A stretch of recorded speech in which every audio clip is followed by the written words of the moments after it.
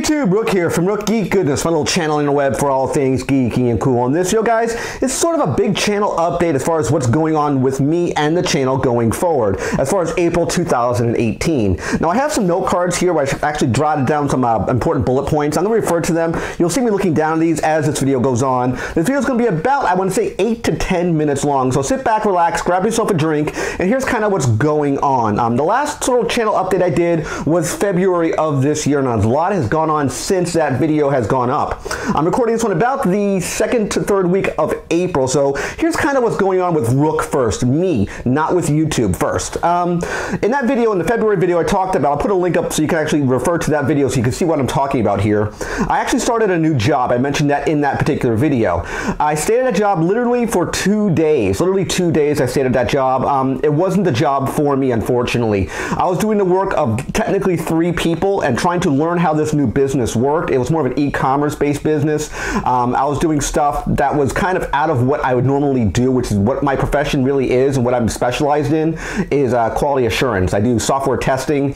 I actually do tech support. Those are my 2 things that I have a passion for, and this job was doing multiple roles and something I wasn't very comfortable doing. So I'll let you guys know I didn't stay at that job long, literally 2 days, and I left that particular position. It was a very high salary position, highest salary position I would have ever worked for, and you're going to say to yourself, look, you turned down all that money. Unfortunately, I did. I wasn't comfortable with that particular position, and I wouldn't want to go to work frustrated and aggravated every single day just for a paycheck. And at this particular time, I mentioned in that prior video, I ended my job in October of 2017. I had a severance package that lasted close to 3 months.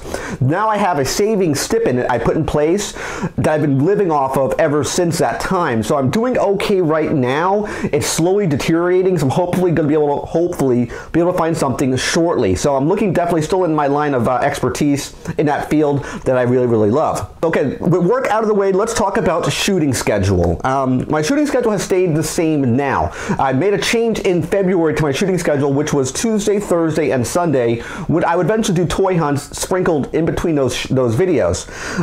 I changed my shooting schedule because of that particular job. I'm still sticking with that new shooting schedule, which I basically I started up in February. So I would do shooting on Wednesdays, shooting on Sundays, and streaming on Monday. So it'd be Monday for streaming, new content on Wednesday, new content on Sunday.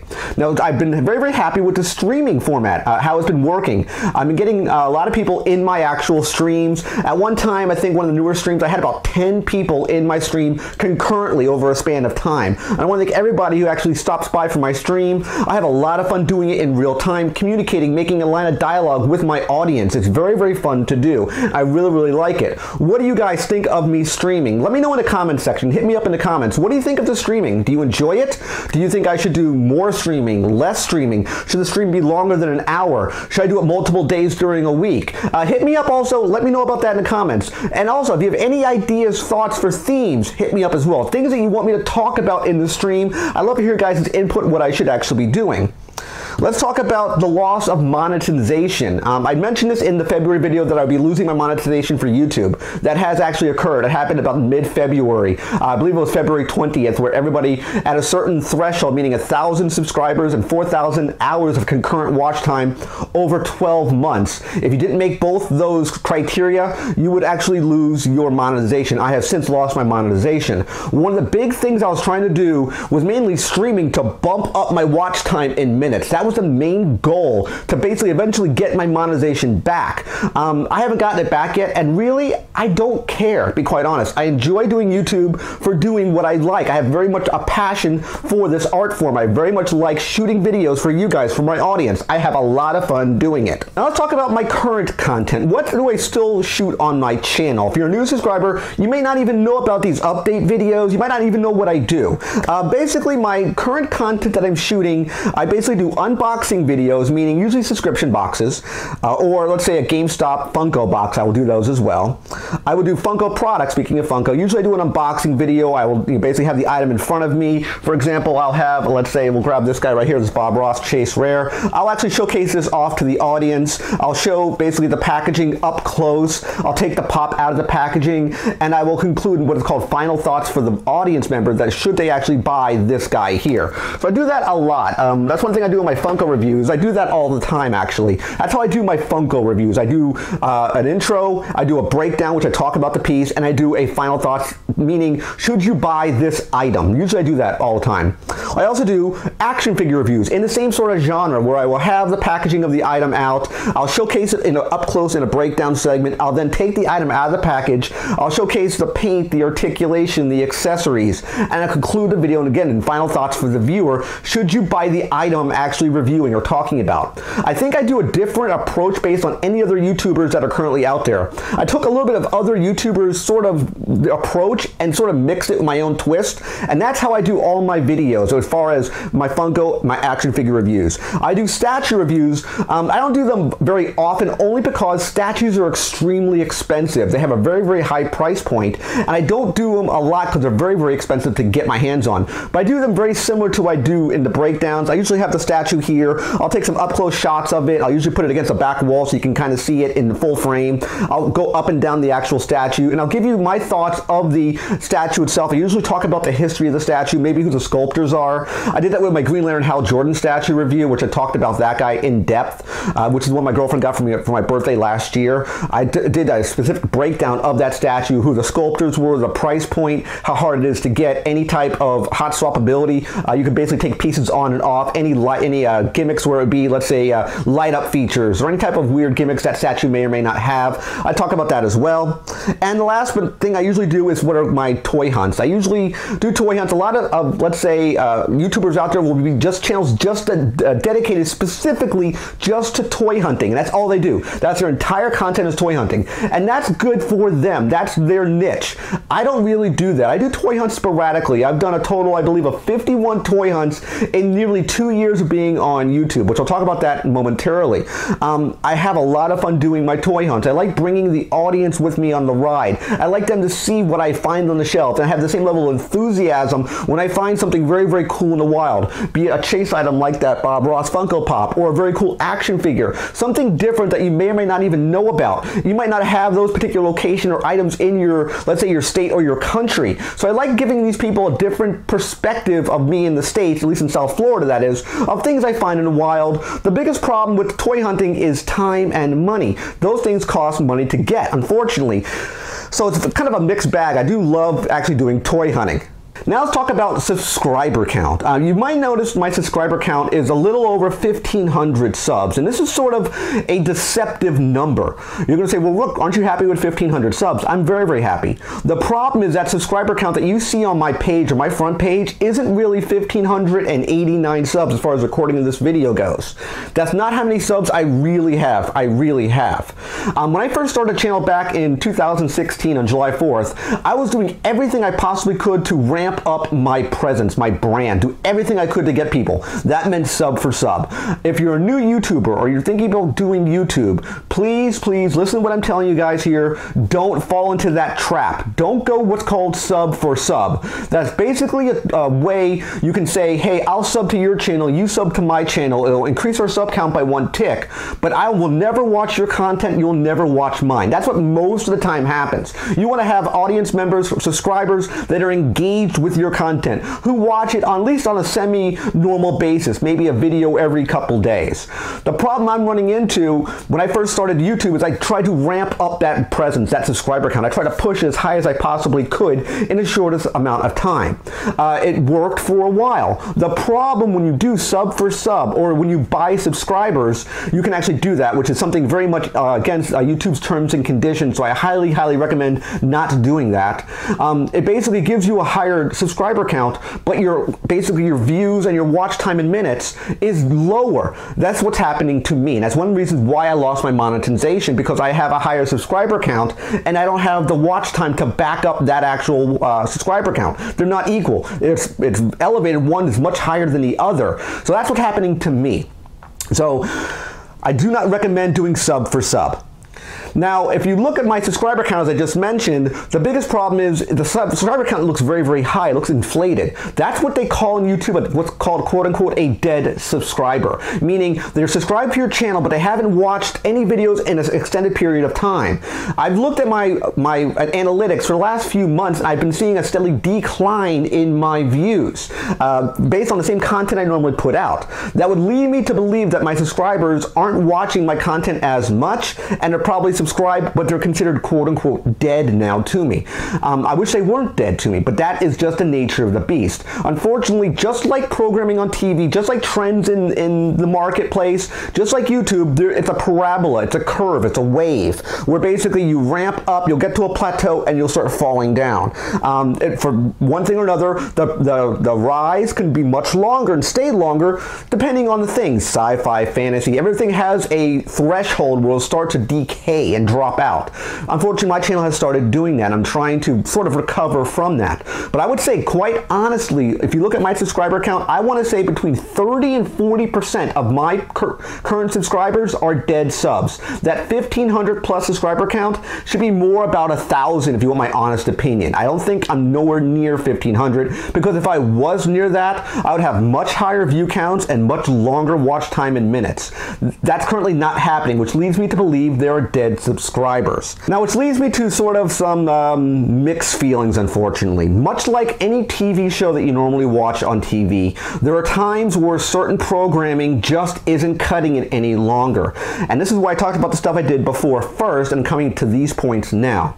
There are two segments on my channel that just isn't working for me right now, and unfortunately, I have to bid them adieu. I said I wouldn't be getting rid of any content. I'm technically not getting rid of it. It's just different formats that I was using isn't working for me. That being Rook 180 and Rook's Rare Find. Rook 180, in case you're a new subscriber who may not know what that's about, I've talked about it in length in other videos.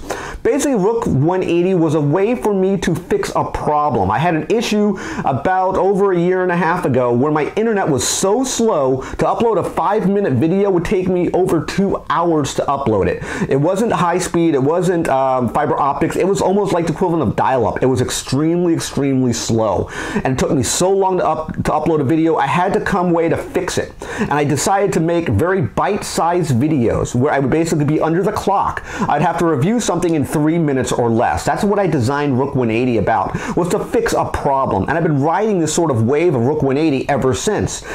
It was at one time very, very good. It would get between 200 and 300 views for the first maybe 3 or 4 videos. People really liked it. The problem was it went up very good, and now it's declined and degraded, and it's not been going up ever since. Every video has been having less and less views, less and less people that were interested in the content. Now, there could be subscribers who love Rook 180, and if you're one of them, I thank you from the bottom of my heart. However, I have to look at the global whole of my channel, not for the individual pieces of it. I gotta go for what people like in general, not just 1 or 2 different people. So with Rook 180, I've done 11 episodes of that. And what made it very, very cool was I put myself literally on a challenge against the clock to say, hey, if I can't review something in 3 minutes or less, I'm penalized. I gotta lose something. Originally, it was a prize that went up for a giveaway. Usually it'd be a Funko item, it could be a statue, it could be an action figure, it could be more blind boxes, it could be any number of different things I'd put up for it. I was very, very much trying to win those challenges. I didn't want to lose. I had a win rate of about 70, I want to say about 60 to 70%. I don't like to lose those challenges because I don't want to lose prizes. About halfway through the Rook 180 segments, I decided to have the item I'm reviewing, let's say the blind box, I would lose that as well. So not only am I losing a prize, I'm losing the item I'm reviewing as well. And it was extremely, extremely stressful to do those actual Rook 180 segments. They're not easy to do. Matter of fact, if you try to do it yourself, meaning if you had, let's say, your cell phone in front of you, put it on a timer, and try to review a blind box or 2 blind boxes, which is what I normally do, 2 blind boxes at a time, in 3 minutes or less with no retakes. You have 1 shot at it. I'm talking showcasing the packaging, taking anything out of the box, doing a complete unboxing, talking about paint, articulation, showcase the accessories, and let the audience know what you think of that item in 3 minutes or less. It is not easy to do. It's extremely challenging. And that's one of the reasons I thought it was unique to my channel. Very, very different. And unfortunately, after episode number 12, which will be my very last Rook 180 on my channel, which is going to be the JLA blind boxes versus Avengers Infinity Wars, which will be the series finale for Rook 180.